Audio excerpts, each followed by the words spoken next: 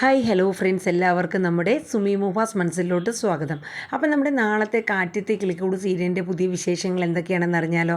അപ്പം നമ്മുടെ വീഡിയോസ് കാണുന്നതിനോടൊപ്പം തന്നെ ലൈക്ക് ചെയ്യുക, അതിനോടൊപ്പം തന്നെ നിങ്ങൾ സ്റ്റാർ ബട്ടൺ ഹൈപ്പും കൂടെ ചെയ്യുക കേട്ടോ. പിന്നെ നിങ്ങളുടെ അഭിപ്രായങ്ങളൊക്കെ കമൻറ്റ് ബോക്സിൽ രേഖപ്പെടുത്താനും മറക്കരുത്. അങ്ങനെ നമ്മുടെ നിധി ഫസ്റ്റ് ഓഫ് ഓൾ കാണിക്കുന്ന സീനിൻ്റെ നിധിയാണ്. നമ്മുടെ നിധി ജോലിക്കൊക്കെ പോയിട്ട് തിരിച്ചു വന്നപ്പോൾ വീട്ടിൽ പണിക്കാരും മറ്റുമൊക്കെ ആയിട്ട് നിന്ന് എന്തൊക്കെയോ പണികൾ നടക്കണം. അപ്പം നിധി ഇങ്ങനെ അതിശയത്തോടെ നോക്കുകയാണ്, എന്താണ് ഇവിടെ എന്താ പണി എന്നൊക്കെ ഉള്ളത്. രാവിലെ എന്തായിരുന്നു പുകില്, ഗംഗാധരവനും ഒക്കെ വന്നിട്ട് ഇവിടെ ഒരു പണി നടത്താൻ പറ്റൂല, അതാ ഇതാന്നൊക്കെ പറഞ്ഞ് ഒച്ചപ്പാടും ബഹളോ. അവസാനം ഭാസ്കര ഒരു ന്യൂട്രൽ അങ്ങ് അടിച്ച് ഗംഗാധരനെ അങ്ങ് മടക്കി അയച്ചു. ഈ രംഗവും സീനവലും നമ്മുടെ നിധി അറിയുന്നുണ്ടോ. അപ്പം നിധി ജോലി കഴിഞ്ഞ് വന്നപ്പോൾ ആകെ ഇവിടെ തിരക്കും ബഹളമൊക്കെയാണ്. അപ്പം നമ്മുടെ സുഭാഷിനെ കണ്ടപ്പോൾ ചോദിച്ചു, അല്ല സുഭാഷ് ചേട്ടാ, ഇവിടെ എന്താണ് എന്താ പണിത്തിരക്കൊക്കെ, പണിക്കാരൊക്കെ നിൽക്കുന്നുണ്ടല്ലോ. അത് മോളെ വേറൊന്നുമല്ല, കുറേ ആയിട്ട് വിചാരിക്കണമല്ലോ ഒരു ബാത്റൂം ഒന്ന് പ്രത്യേകമായിട്ട് കെട്ടണം എന്നുള്ളത്. അപ്പോൾ അതിൻ്റെ പ്ലാനും കാര്യങ്ങളൊക്കെ അങ്ങ് റെഡിയാക്കുക എന്ന് വിചാരിച്ചു എന്ന് പറഞ്ഞു. അല്ല ഇപ്പോൾ അത് വേണമായിരുന്നോ എന്നൊക്കെ ചോദിച്ചു. അപ്പോൾ നമ്മുടെ ഹരീഷ് വന്നിട്ട് പറഞ്ഞു, അത് വേണം നിധിയേട്ടത്തി, എന്നും നമ്മൾ ആണുങ്ങൾ ഉപയോഗിക്കുന്ന ബാത്റൂം തന്നെയാണല്ലോ നിധിയേട്ടത്തി ഉപയോഗിക്കുന്നത്, അത് വേണ്ട, നിധിയേട്ടത്തിക്കായിട്ട് പ്രത്യേക ഒരു ബാത്റൂം എന്തായാലും വേണം, അത് നമ്മളെല്ലാവരും തീരുമാനിച്ചില്ല എന്ന് പറയാണ്. അപ്പം നിധി പറഞ്ഞു, ഇപ്പോൾ വേണ്ടിയില്ലായിരുന്നു എന്ന് പറഞ്ഞു. ഈ സമയം നമ്മുടെ ഭാസ്കരൻ അവിടെ നിൽപ്പുണ്ട് കേട്ടോ. ഭാസ്കരൻ പെട്ടെന്ന് നിധിയെ കണ്ടപ്പോൾ ഇപ്പോൾ ഒരു ഭയമാണ് കേട്ടോ ഭാസ്കരന്.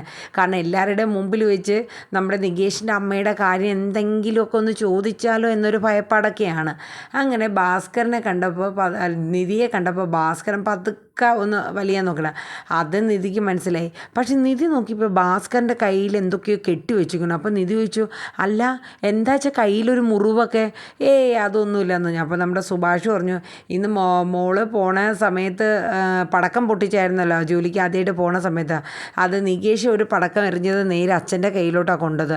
അന്നേരം രാവിലെ ഒന്നും അത്ര വലിയ പ്രശ്നമല്ലായിരുന്നു, പക്ഷേ ഇപ്പോൾ ഭയങ്കരമായിട്ട് ബുദ്ധിമുട്ടായിട്ട് അത് പൊള്ളിയിട്ടുണ്ടെന്ന് പറഞ്ഞു. അയ്യോ, എന്നിട്ട് എന്തേ അച്ഛനെ ഹോസ്പിറ്റലിൽ കൊണ്ടുപോകാതെ, അച്ഛൻ വേഗം വന്നേ, നമുക്ക് ഹോസ്പിറ്റലിൽ പോകാം, ഇത്രയും വലിയ മുറിവായിട്ടാണോ ഇങ്ങനെ നിൽക്കുന്നത്, വന്നേന്നും പറഞ്ഞ് നിധി കിടന്ന് ആകെ വെപ്രാളപ്പെടാൻ കേട്ടോ. ഭാസ്കരൻ പറഞ്ഞു, എൻ്റെ പൊന്നു മോളെ, എനിക്ക് ഒരു കുഴപ്പമില്ല, ഇതല്ലേ ഇതിൻ്റെ അപ്പുറത്തെ മുറിവ് വരെ ഈ ഭാസ്കരൻ കൊണ്ടു നടന്നിട്ടുള്ളതല്ലേ, പിന്നെയാണോ നീ വെറുതെ ടെൻഷൻ ആവണ്ടെന്ന് പറഞ്ഞു. മോള് പോയി ചായയൊക്കെ കുടിച്ച് ഡ്രസ്സൊക്കെ മാറി ഫ്രഷ് ആവാമെന്നൊക്കെ പറഞ്ഞ് വിടുകയാണെന്ന്. നിധി പറഞ്ഞു, അച്ഛനൊന്നും മിണ്ടാതിരിക്കുക, അച്ഛൻ എന്തൊക്കെ പറഞ്ഞാലും ശരി. എന്നാലും സുഭാഷ് ഏട്ടന് എന്ത് പണിയാണ് കാണിച്ചത്, ഇവിടെ ഉണ്ടായിട്ടൊന്നും അച്ഛനെ കൊണ്ടുപോകാൻ പാടില്ലായിരുന്നോ എന്ന് പറഞ്ഞു കേട്ടോ. പക്ഷേ നിധിക്ക് ആകെ ഇതൊക്കെ ഭയങ്കര വെപ്രാളവും ഒരു ഭയവുമാണ്. ഇങ്ങനെയൊക്കെ എന്തെങ്കിലും പറ്റിക്കഴിഞ്ഞാലേ എന്താണ് ഏതാണെന്നൊന്നും അറിയില്ലല്ലോ. അങ്ങനെ നിധിയുടെ ഒരു വെപ്രാളം കണ്ടപ്പോൾ ഭാസ്കരൻ പറയുന്നുണ്ട്, എടി മോളെ, എനിക്ക് ഒരു കുഴപ്പമില്ല, ഞാൻ പണ്ട് ലോറിയൊക്കെ ഓടിച്ചിരുന്ന സമയത്ത് ഓരോ സ്ഥലത്തും പോണ സമയത്തൊക്കെ ഇതിൻ്റെ അപ്പുറം മുറിവുകൾ വന്നിട്ടുണ്ട്, അതൊക്കെ നമ്മൾ തരണം ചെയ്ത് പോയിട്ടല്ലേ, നീ ടെൻഷൻ അടിക്കേണ്ട എന്നൊക്കെ പറഞ്ഞ് ഭാസ്കരൻ പറയുന്നുണ്ട്. ഇതേ സമയം നമ്മുടെ നിധി അകത്ത് നിന്നപ്പോൾ നികേഷ് അവിടെ ഇരിപ്പുണ്ട്. എന്നിട്ട് നികേഷിൻ്റെ അടുത്ത് നിന്നിട്ട് ചോദിച്ചു, നീ അച്ഛനെ കണ്ടായിരുന്നോടാന്ന് ചോദിച്ചു. എന്തേ? അപ്പോൾ നികേഷ് ചോദിച്ചു, എന്തേ ഏട്ടത്തിയെന്ന് ചോദിച്ചു. അല്ല, നിൻ്റെ കൈ കൊണ്ടൊരു അബദ്ധം പറ്റിയതാ, നീ അച്ഛനോട് സോറി പറഞ്ഞോ. സോറിയോ? ഞാനോ? അയാളെടുത്തോ? നേരെ കണ്ടാൽ പോലും ഞാൻ മിണ്ടാറില്ല, പിന്നെയാണ് ഇനി സോറി പറയാൻ പോണം. അപ്പം നിധി പറഞ്ഞു, അത് തെറ്റായിപ്പോയി, നിൻ്റെ കയ്യിൽ നിന്ന് പറ്റിയൊരു അബദ്ധമാണ്, അപ്പോൾ അത് നീ ക്ഷമ പറയേണ്ട കാര്യമുണ്ട്, ഒന്നുമില്ലെങ്കിലും നിൻ്റെ അച്ഛനല്ലേടാന്ന് പറഞ്ഞു. പിന്നെ അച്ഛൻ, അയാൾക്ക് എന്ത് ഉത്തരവാദിത്വമാണ്, മക്കളോട് കാണിക്കുന്ന സ്നേഹമൊക്കെ തന്നെ കാണിക്കണേന്നൊക്കെയുള്ള രീതിയിൽ ഭാസ്കരനെ കുറേ ഇങ്ങനെ കുറ്റപ്പെടുത്തി നികേഷ് സംസാരിക്കുകയാണ്. പക്ഷേ എന്തൊക്കെ പറഞ്ഞിരുന്നാലും നിൻ്റെ കയ്യിൽ നിന്ന് പറ്റിയൊരു തെറ്റാണ്, അപ്പോൾ നീ അച്ഛനോടൊരു സോറി പറയണോണ്ട് ഒരു തെറ്റുമില്ല. ഇപ്പോൾ വഴിയെ പോണ ഒരാൾക്കൊരു അബദ്ധം നമ്മുടെ കൈ കൊണ്ട് പറ്റി, നീ എന്ത് ചെയ്യും? അങ്ങനെയാണെങ്കിൽ ഞാൻ അയാളെ ആശുപത്രി കൊണ്ടുപോയി ചികിത്സിച്ചൊക്കെ ആക്കും, എന്നാലും ഞാൻ ഇങ്ങേരുടെ അടുത്ത് ഞാൻ പറയില്ല എന്ന് പറഞ്ഞു. നിധിയേട്ട തിന്നി ഇതിനു വേണ്ടി എന്ത് പറഞ്ഞിരുന്നാലും ഞാൻ പോയി സോറി പറയില്ല, അതിന് നികേഷിനെ കിട്ടുകയില്ല എന്ന് പറഞ്ഞു. ഇത് കേട്ടപ്പോൾ നിധിക്ക് ഭയങ്കര സങ്കടം കേട്ടോ. കാരണം നികേഷിനൊക്കെ മനസ്സുകൊണ്ട് അത്ര വെറുപ്പാണ് ഭാസ്കരനോട്. എന്നുവെച്ചാൽ അവരെ കൂടെയുള്ള ഒരു പെരുമാറ്റവും കുഞ്ഞുനാൾ മുതലേ മക്കളോടും ഒരു അറ്റാച്ച്മെൻറ്റ് ഇല്ലാതെയല്ലേ, അച്ഛൻ്റെ സ്നേഹം ഒന്നും അവരറിഞ്ഞിട്ടില്ല. അപ്പം അവരെയൊക്കെ വളർത്തിയെടുത്തേക്കുന്നതെന്ന് പറയുന്നത് നമ്മുടെ സുഭാഷ് തന്നെയാണ്. അന്നോട്ടേ പഠിത്തവും എല്ലാം കളഞ്ഞ് അവർക്കൊക്കെ ആഹാരം ഉണ്ടാക്കി അവരെ വസ്ത്രവും കഴുകി എല്ലാ കാര്യങ്ങളും നോക്കുന്നത് സുഭാഷാണ്. ഒരച്ഛൻ്റെ സ്നേഹം കൊടുക്കണമെങ്കിൽ തന്നെ സുഭാഷിന് മാത്രമേ അവരൊക്കെ കൊടുക്കത്തുള്ളൂ. അപ്പം നികേഷിന് ആ ഒരു ദേഷ്യമാണ് മനസ്സിൽ കിടക്കുന്നത്. അപ്പം നിധിയേട്ടത്തീരടുത്ത് പക്ഷേ നികേഷ് ഒരു കാര്യം എതിർത്ത് പറയല്ലോ. പക്ഷേ ഭാസ്കറിൻ്റെ കേസ് വന്നപ്പോൾ നികേഷ് എതിർത്ത് തന്നെ നിധിയുടെ അടുത്ത് പറഞ്ഞു. നിധിക്കും അത് ഫീലും ചെയ്തു കേട്ടോ.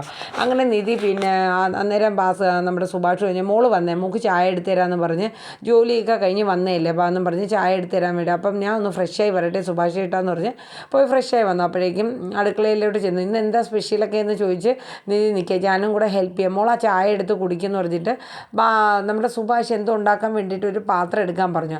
അപ്പോൾ ആ പാത്രം എടുത്തുകൊണ്ട് വന്നപ്പോൾ നിധി ചോദിച്ചു, എൻ്റെ പൊന്ന് സുഭാഷ് ചേട്ടാ, ഈ പാത്രത്തിൻ്റെ എക്സ്പയറി ഡേറ്റ് ഒക്കെ കഴിഞ്ഞു കേട്ടോ. അതെ, നമുക്ക് കുറച്ച് പാത്രങ്ങളുടെയൊക്കെ ഒരുപാട് അപാകതകളുണ്ട്. ഒരു കറി ഉണ്ടാക്കി കഴിഞ്ഞ് കഴിഞ്ഞാൽ അത് മറ്റൊന്നിലോട്ട് മാറ്റിയിട്ട് വേണം ആ ചട്ടി പിന്നെ ഉപയോഗിച്ച് അടുത്ത കറി ഉണ്ടാക്കാൻ. എന്ത് പാടാ, എന്തായാലും നോക്കട്ടെ മോളെ, നമുക്കൊന്നിനും അങ്ങോട്ട് പറ്റണില്ല, എന്താണെന്നറിയില്ല എന്നിങ്ങനെ സുഭാഷ് നിധിയോട് പറഞ്ഞു. സാരമില്ല, എനിക്ക് ശമ്പളം കിട്ടട്ടെ കേട്ടോ, നമുക്ക് എല്ലാ പാത്രങ്ങളും അതിൻ്റേതായ എല്ലാ കാര്യങ്ങളൊക്കെ ഒന്ന് വാങ്ങി സെറ്റ് ചെയ്യാമെന്നിങ്ങനെ നിധി പറയുന്നുണ്ട് കേട്ടോ. ഒടുവിൽ സുഭാഷിനെ അറിയാം, കാരണം ഇപ്പം നിധി പിന്നെ അവരെ കുടുംബത്തിലൊരു അംഗത്തെ പോലെയാണ്. അപ്പോൾ നിധി പറഞ്ഞാലും സുഭാഷിനൊന്നും അത് ആ ഒരു രീതിയിൽ ഒരു വിഷമമൊന്നും ആവില്ല. കാരണം എന്ന് വെച്ചാൽ എല്ലാ കാര്യങ്ങളും നിധിക്ക് അറിയാവുന്നതല്ല. അപ്പോൾ അതുകൊണ്ട് ആ ഒരു ഇതൊന്നും ആവില്ല. അപ്പം നിധി പറഞ്ഞു, ഇതൊക്കെ നമുക്ക് മാറ്റി മറിച്ച് നല്ല രീതിയിൽ നമ്മളെ കിച്ചണൊക്കെ റെഡിയാക്കി നമുക്കെല്ലാം സെറ്റ് ചെയ്യാം കേട്ടോ സുഭാഷ് ചേട്ടാ എന്നൊക്കെ ഇങ്ങനെ പറയുന്നുണ്ട്. അപ്പോൾ ആയിക്കോട്ടെ മോളെ, നമുക്ക് ശരിയാക്കാമെന്ന് പറയുന്നുണ്ട്. അങ്ങനെ ഇരിക്കുമ്പോൾ രാത്രി അത്താഴത്തിൻ്റെ സമയമാവേണ്. അപ്പം ഫുഡൊക്കെ റെഡിയാക്കി എടുത്തിട്ട് എല്ലാവരുടെ അടുത്ത് വരാൻ ഹരീഷിനെയും സുധീഷിനെയും ഒക്കെ വിളിക്കുകയാണ്. അപ്പോൾ സുധീഷ് വന്നിട്ട് പറഞ്ഞു, ഓ സുഭാഷ് ചേട്ടൻ്റെ ദോശയും ചമ്മന്തി ആയിരിക്കും, എൻ്റെ പൊന്നു സുഭാഷ് ചേട്ടൻ നല്ല ചൈനീസ് ഐറ്റമൊക്കെ അങ്ങോട്ട് ഉണ്ടാക്കുമെന്ന് പറഞ്ഞു. അപ്പം നിധി പറഞ്ഞ്, അതെ ഹലോ അതെ, ചൈനീസ് ഐറ്റമൊക്കെ വേണമെങ്കിൽ ആ ഫോൺ എടുത്ത് വെച്ചിട്ട് അങ്ങോട്ട് പറയാൻ പറഞ്ഞു, ഓർഡർ ചെയ്യുക, പൈസയും കൊടുക്കുക, അപ്പോൾ ഐറ്റമൊക്കെ വന്നോളൂ എന്ന് പറഞ്ഞു. ഇവിടെ സുഭാഷ് ചേട്ടൻ ഉണ്ടാക്കണ മാത്രം ഐറ്റംസേ ഉള്ളൂ, അത് വേണമെങ്കിൽ കഴിച്ചാൽ മതി എന്നൊക്കെ പറഞ്ഞിട്ടോ. ഇത് കേട്ടപ്പോൾ സുഭാഷ് ചിരിക്കുകയാണ് കേട്ടോ, നിധിയുടെ ഡയലോഗൊക്കെ കേട്ടപ്പോൾ. അവസാനം സുഭാഷ് പറഞ്ഞു, അതെ ഇന്ന് നിങ്ങൾക്ക് ദോശയും ചമ്മന്തിയല്ല, ഇന്നൊരു സ്പെഷ്യൽ ഐറ്റമാണ്. അതെന്താ? ഉപ്പുമാവ്. അത് കേട്ടപ്പോൾ ഹരീഷും നികേഷും സുധീഷും കൂടെ മുഖത്തോട് മുഖം നോക്കണം. പിന്നെ ഉപ്പുമാവ്, ആർക്ക് വേണം ഈ ഉപ്പുമാവ് എന്നുള്ള രീതിയിലൊക്കെ ഇങ്ങനെ നിൽക്കുകയാണ് കേട്ടോ. അപ്പോഴേക്കും സുധീഷ് പറഞ്ഞു, ഓ എൻ്റെ പൊന്നു സുഭാഷ് ചേട്ടാ, ഉപ്പുമാവോ, എങ്ങനെ ഈ ഉപ്പുമാവ് തിന്നണേ എന്നൊക്കെ പറഞ്ഞ് ഇങ്ങനെ എണ്ണിപ്പിറക്കിക്കൊണ്ടിരിക്കുകയാണ് കേട്ടോ. അപ്പം നമ്മുടെ സുഭാഷ് പറഞ്ഞു, എടാ നീ അതൊന്ന് കഴിച്ചു നോക്കുക. അപ്പം നമ്മുടെ നികേഷ് അതിൽ നിന്ന് കുറച്ചെടുത്തിട്ട് ഇങ്ങനെ കഴിക്കുകയാണ് കേട്ടോ. ഇതൊരു വെറൈറ്റി ഉപ്പുമാവാണല്ലോ, കുറച്ചും കൂടെ കഴിച്ചു നോക്കിയാണ്. അപ്പോഴേക്കും സുധീഷ് പറഞ്ഞു, എന്ത് വെറൈറ്റി? എന്നിട്ട് സുധീഷ് അതിൽ നിന്ന് കുറച്ചെടുത്ത് കഴിക്കാൻ കേട്ടോ. കഴിച്ച് നോക്കിയപ്പോൾ നല്ല അടിപൊളി ടേസ്റ്റ്. ഇപ്പം എങ്ങനെയുണ്ട്? ഇതേ സാധാ ഉപ്പുമാവൊന്നുമല്ല, നല്ല അടിപൊളി വെറൈറ്റി ഉപ്പുമാവാണ്. നിങ്ങൾ കഴിച്ച് നോക്കിയിട്ട് പറയാം സുഭാഷ് ചേട്ടൻ്റെ കൈപ്പുണ്യം എങ്ങനെയുണ്ടെന്ന്. അങ്ങനെ അവരെല്ലാവരും കൂടെ ആയിരുന്നു സന്തോഷമായിട്ട് ഫുഡും കാര്യങ്ങളൊക്കെ കഴിക്കണം. അപ്പോൾ ഈ സമയം നമ്മുടെ നിധി അച്ഛന് ഫുഡ് കൊടുത്തില്ലല്ലോ സുഭാഷ് ചേട്ടാന്ന് പറഞ്ഞപ്പോൾ സുഭാഷ് പറഞ്ഞു, അച്ഛൻ ഇപ്പം വേണ്ടാന്ന് പറഞ്ഞു, എന്താണെന്നറിയില്ല, കൈ പാടില്ലാത്തതുകൊണ്ടാണെന്ന് തോന്നുന്നു. അപ്പം നിധി പറഞ്ഞു, അച്ഛൻ ഞാൻ കൊണ്ടുപോയി കൊടുക്കുക, ഇല്ല മോളെ കുറച്ച് കഴിഞ്ഞിട്ട് മതി എന്ന് പറഞ്ഞു, ആൾ കിടക്കട്ടെ എന്ന് പറഞ്ഞു.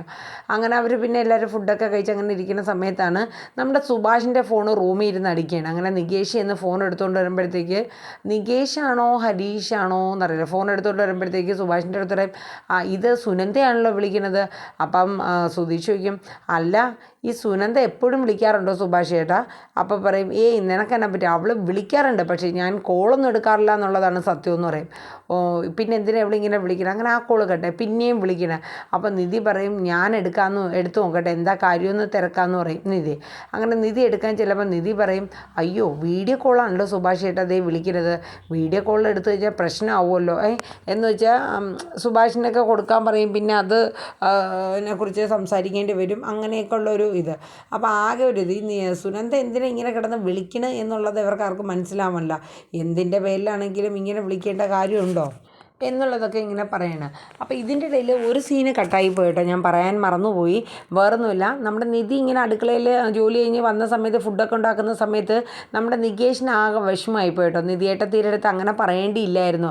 അങ്ങനെ പിന്നെ നികേഷ് പതുക്കെ എണീറ്റ് നിധിയുടെ അടുത്ത് ചെല്ലണം. അപ്പം നിധിയാണെങ്കിൽ സുഭാഷ് തേങ്ങ അരയ്ക്കാൻ പറഞ്ഞിട്ട് മിക്സിയിൽ തേങ്ങ അരയ്ക്കണം. അപ്പം നിധിയേട്ടത്തിൽ ഇങ്ങനെ വിളിക്കണം. നിധി കേട്ടിട്ടും കേൾക്കാത്ത മട്ടിൽ ഇങ്ങനെ നിന്നു കേട്ടോ. എൻ്റെ ഫ്രണ്ടിൽ പോയി നിന്നിട്ടൊക്കെ ഇങ്ങനെ നിധിയേട്ടത്തി അതെ എന്ന് പറഞ്ഞ് നിൽക്കണം. അപ്പോഴേക്കും സുഭാഷ് ചേട്ടാ നിധി ചോദിക്കും, എന്ന് വെച്ചാൽ നികേഷിൻ്റെ അടുത്ത് മിണ്ടാണ്ട് സുഭാഷ് ചേട്ടൻ്റെ അടുത്ത് മിണ്ടണ, ഞാൻ വേറെ എന്തെങ്കിലും ഇനി എന്താ ചെയ്യേണ്ട സുഭാഷ് ചേട്ടാ, എന്തെങ്കിലും പണിയുണ്ടോ എന്നൊക്കെ ചോദിച്ചിരിക്കുക. അപ്പോഴേക്കും നമ്മുടെ നികേഷിന് മനസ്സിലായി താൻ വിളിക്കുന്നതൊന്നും നിധിയേട്ടത്തിൽ കേൾക്കാണ്ട് തന്നോടുള്ള ദേഷ്യം കാണിക്കുകയാണെന്നുള്ളത് മനസ്സിലായി കേട്ടോ. അയ്യടാ ഒറ്റ കരച്ചിലാണ് നമ്മുടെ നികേഷ്. അത് കണ്ടപ്പം നിധി പെട്ടെന്ന് അയ്യടാന്നായിപ്പോയി.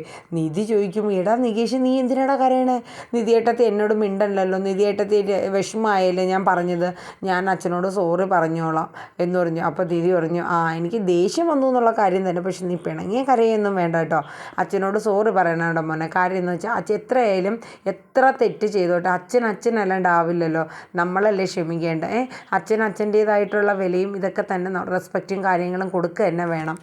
അല്ലാണ്ട് വേറൊരു രീതിയിൽ നീ ചിന്തിക്കേണ്ട. അച്ഛനോട് മാപ്പ് പറഞ്ഞു എന്ന് വെച്ചപ്പോൾ നിനക്കൊന്നും വരാനൊന്നും പോകുന്നില്ല എന്നിങ്ങനെ പറയണം കേട്ടോ. അങ്ങനെ നികേഷ് മിണ്ടാണ്. എന്നിട്ടാണ് അവർ ഫുഡും കാര്യങ്ങളൊക്കെ കഴിക്കുന്നത് കേട്ടോ. ആ ഒരു സീന് ഞാൻ പറയാൻ വിട്ടുപോയി.